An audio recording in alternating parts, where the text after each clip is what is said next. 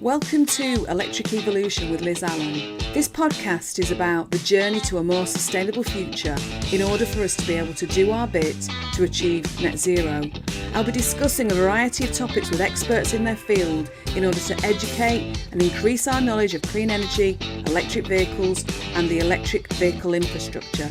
So whether you're an individual wanting to make a difference at home, a small business or a corporate, this podcast is just for you. I have Zoe Brinn on the podcast today, if I can get my teeth in. So Zoe is a conscious leadership consultant, and welcome to Electric Evolution. Thank you for joining me. Oh, it's lovely to be here. So just to can you give everybody a little bit of background to what you do and how you got into it, please? Yeah, sure. So I am a conscious leadership consultant, and my background is in education. So leadership in education. I was a senior leader for a few years, and prior to that I was middle leader, and started out as an English teacher. And so my business now, which I've been doing, so I stopped teaching 3 years ago, and I decided to help particularly small business founders who are wanting to make sure that they are creating, growing their team, developing the people that they work with, whether that is whether they are employees or whether they are contractors or freelancers. And I saw that there were many people out there just kind of grabbing for people and saying, is this person good for me? Is that person good for me? And actually a lot of what I saw was that there are a lot of good people out there and a lot of skilled people out there, but not everyone is for everyone. And so my conscious side of my leadership is twofold. It's being conscious about the people that you attract and the way that you grow your business, but it's also conscious about the way that you treat them and how that affects society, and ultimately how it affects small businesses on the whole, so that we can all grow and we can all keep happy, contented, wonderful teams that work towards our mission. So if we look at how we can lead people in a different way, and the link to sustainability and for example net zero, which is quite close to my heart, how do you feel conscious leadership forms part of that? So when we're being conscious, in my book, it's virtually impossible to be conscious about your own actions without thinking about how that affects people's society, but also the planet. So very rarely you'll come across someone who is very conscious about the way that they behave, the language that they use, the way that they treat other people, without actually thinking about how they also treat the planet. And so this is becoming much more important, as I'm sure we will all agree, is becoming much more important nowadays. And it's becoming, people are becoming much more aware of it. And this has a great impact, and we can create a great impact, a positive impact on the planet, but also it has a positive impact on our businesses, because the more people that become aware, if we're staying where we are and not going with them, we're losing out on a whole population who really want that people are crying out to work with other people who are conscious about society and the planet. And I think personally that how you treat people, especially in business, is so important, isn't it, Zoe? It's one of those things that actually we talk about, the Great Resignation, for example. You know, kind of the way that things changed through the pandemic has kind of been, it's made people who are working for employers think a different way, hasn't it? You know, and actually, you know, that there's ways that now people aren't theoretically aren't driving as much. You've got an opportunity to work from home. Would you say that leaders allowing people to have a bit of flexibility in what they're doing is important.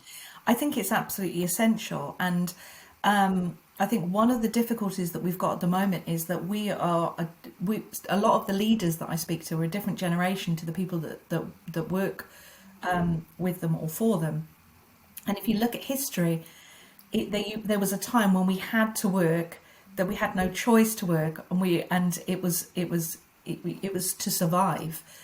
Then when things were put in place in order to help support people who couldn't work, or kind of, well, when we had the social system come in, we then kind of moved towards working for to improve our lives. Yeah. And now it's a different setup again. Nowadays people work so that they can enjoy their lives, but they're looking for something that fits the life that they want. It's a much more social, digital. It's much faster paced, for example. And there are different difficulties now. There is things like mental health issues which have risen considerably. There's a huge strain on the NHS, for example, so you can't get help as easily as you might have done before.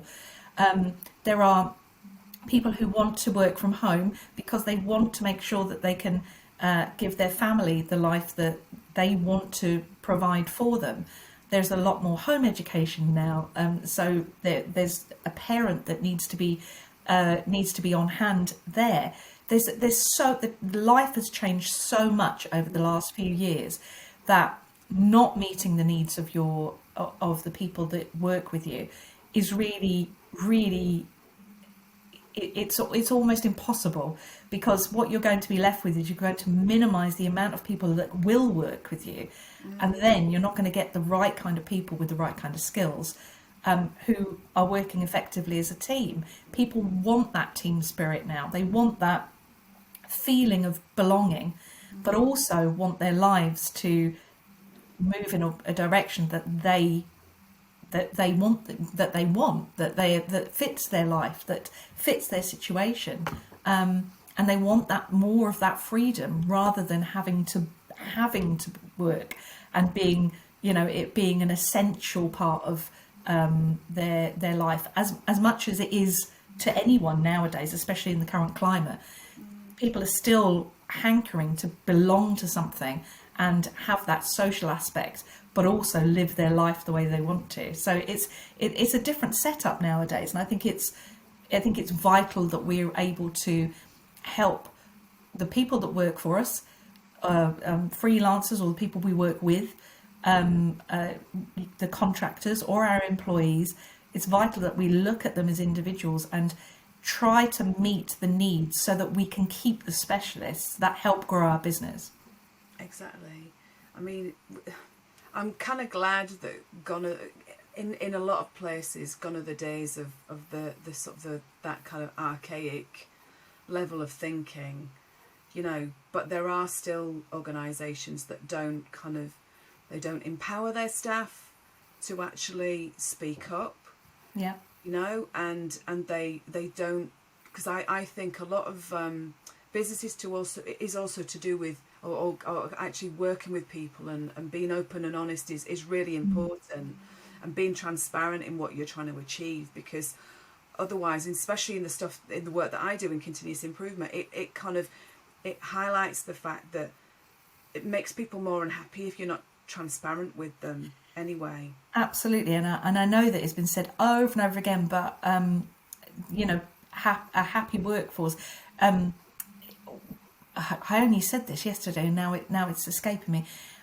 If you are happy in your job, you'll never have to work another day in your life. I think it was Richard Branson said something similar.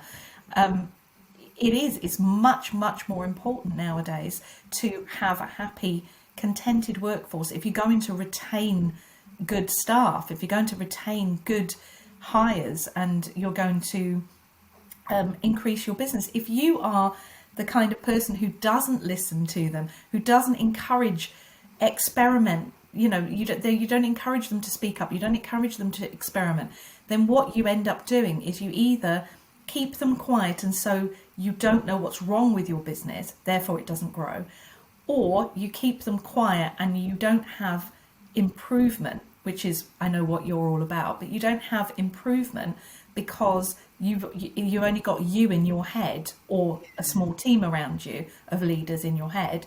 You don't have that wider scope of people to draw new ideas from and Yeah. improvement from. Yeah. And if you're not going to look at your whole workforce, and let them, give them the opportunity to tell you what is wrong or what you could improve, or be innovative, then you're going to stay static. You're not going to grow, most definitely not grow at the rate that you could have done.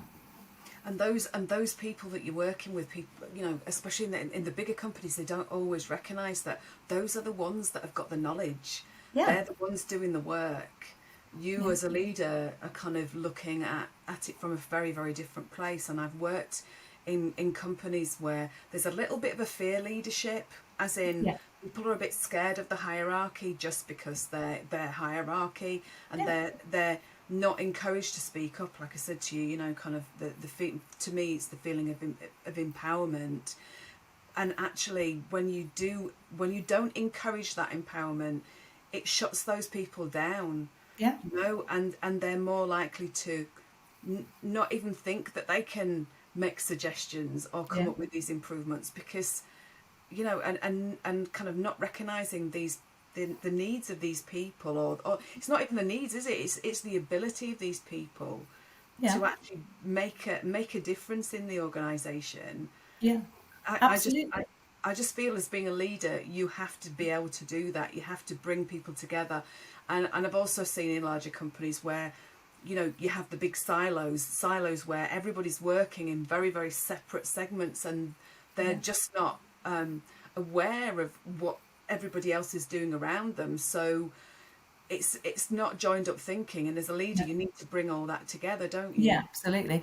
Having that cohesive idea will also help you to get to your goals and towards your mission much quicker, because sometimes the people who work within your business are your consumers. They're your ideal clients.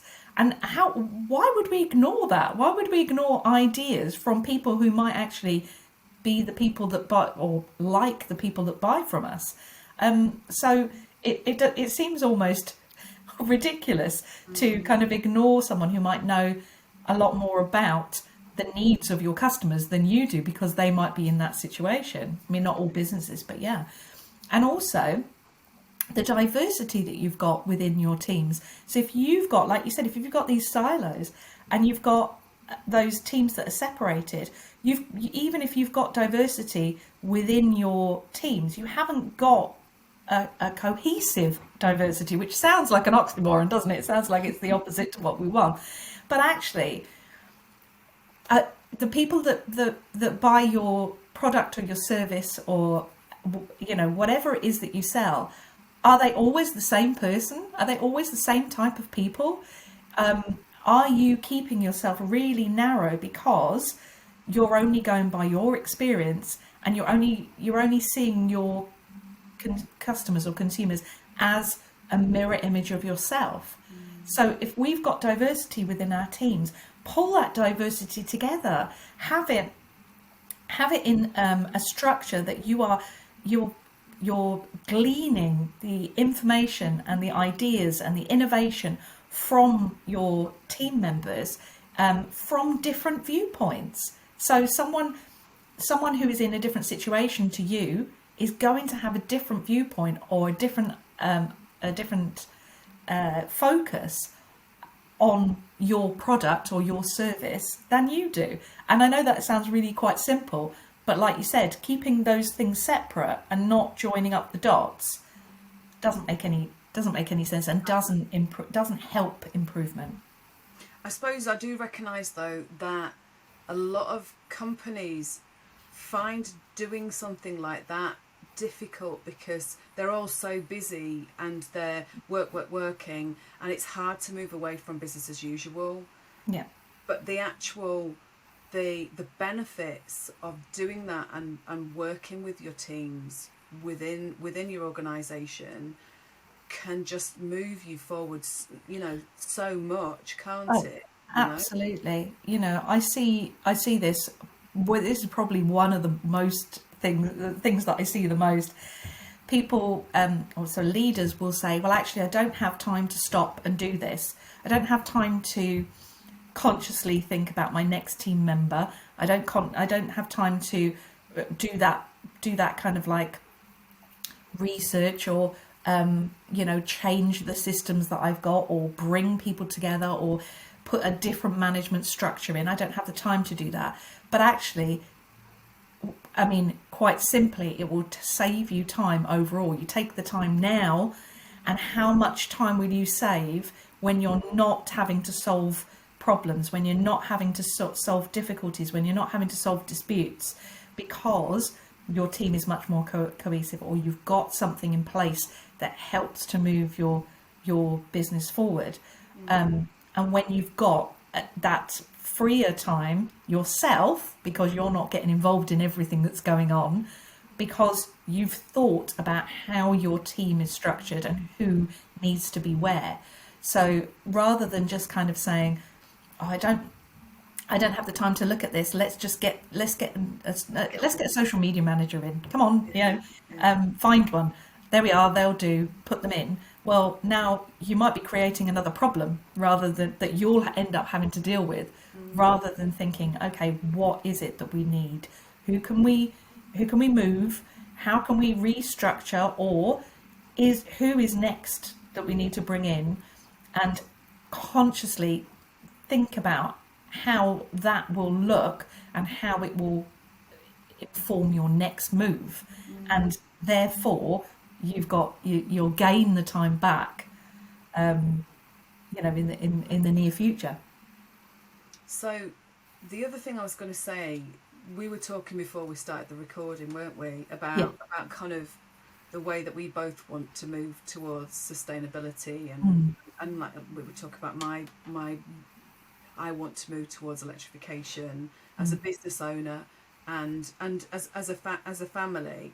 We were both talking about, the fact that there are small things that we can do. Like I said to you, my long term aim is to get an electric vehicle, and we both said, so you've got a diesel car and Yeah. I've got a petrol car, and I suppose I wanted to kind of bring up, not to have anybody feeling sorry for me or you, because we both have had issues, haven't we? So I was in a car crash when I was 18, and it's a long time ago now, and I've got a fused ankle.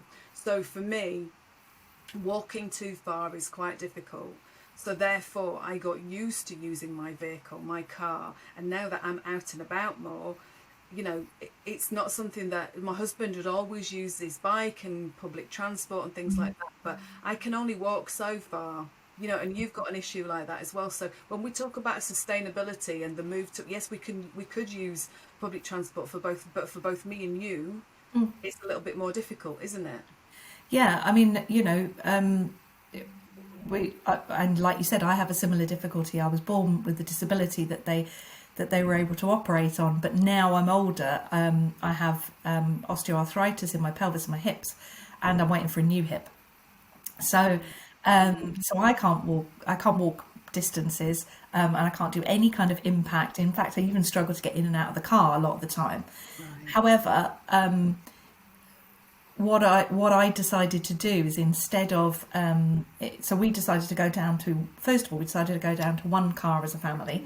So I am working from home. We kind of rearranged how school runs work, and we share a car. So that was one of the steps I took. And then the other step that I took is, when I go away to so sometimes I have to travel into England. I live in Wales, so sometimes I have to travel into England, and I make sure that I use the train when I do that. So I use public transport when I can, um, Yeah. Yeah. but it impacts on cost for me, for example, yeah. And when I get to the other end, I can't necessarily get on three different tubes and a bus. I have to I have to get a taxi to the place that I'm in. So there is an impact in in that for me because of the situation I'm in. But I think what the essential thing is with you, me, and the rest of the world is that we do make some change. And I'm not talking about a token kind of do your bit change that used to be before. Like years ago, it was kind of, yeah, I'm doing something because I recycle, for example. So I recycle. Now, if I was still 20 years later just doing my recycling, then I wouldn't have moved on. And it was absolutely fine to have put that in place then. But then when something else comes up, you put that in place. As long as we are all making progress and we're all doing not just our bit, but we're making sure that we're consciously thinking about what else we can do. What are we capable of doing? What are we able to do? Can we go down to one car? Can we use public transport more? Can we afford to move to electric vehicle? Is there a way that we can change what we're doing? And we do what we can, and then when we're more capable of doing more, we do what we can again. Yeah, and if we all did that, if that happened across society, yes, we'd all be doing different things, and maybe there's people in certain circumstances who can't. For example, I grow my own veg, right? I don't grow it all year round. Hopefully I will now. I've got a greenhouse, but I grow my own veg. Not everyone's got a garden. That's not possible for some people. Not everyone can afford to buy organic vegetables. It's not possible for some people. But if we do what we can to a maximum, not just a bit, but a maximum, then we will make a difference. We will make a difference overall. And I think small businesses can make huge differences. You can make a huge difference just by telling the people that you work with that you do that sustainably, to put it into their heads. Yeah, I gave a talk. I know that you were there, the beginning of this year, and the amount of people that came up to me afterwards and said, I didn't think about that with the envelopes. When I recycle my envelopes, take the plastic thing out, I didn't think of that.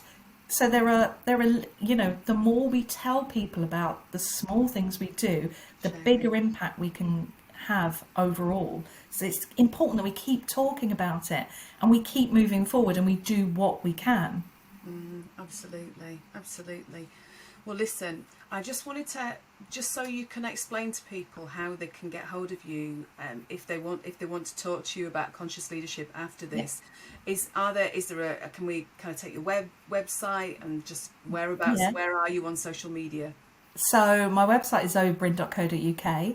I'm currently on, let me think now, I'm LinkedIn, Instagram and Facebook, and it's all / Zoe Brinn, BRINN, by the way. And I also have a membership for conscious leaders who can find resources and training in order to support their journey of leadership and help to onboard and look after the teams that they have. So, and I offer a one-to-one service. I work with a variety of different people on one-to-one basis to find, train and retain your team, or to look at social consciousness or environmental issues. So, yeah. Fantastic. Zoe, thank you ever so much for joining me, and I will definitely bring you on again. I look forward to talking to you again. We will keep talking. And just to say to everybody else, thank you very much for listening and watching, and I shall see you next time. Thank Bye. you. Bye. Bye. You've been watching Electric Evolution with Liz Allen. Don't forget to subscribe and click on the bell icon, and you'll receive all of our weekly videos. Thanks for watching. See you soon.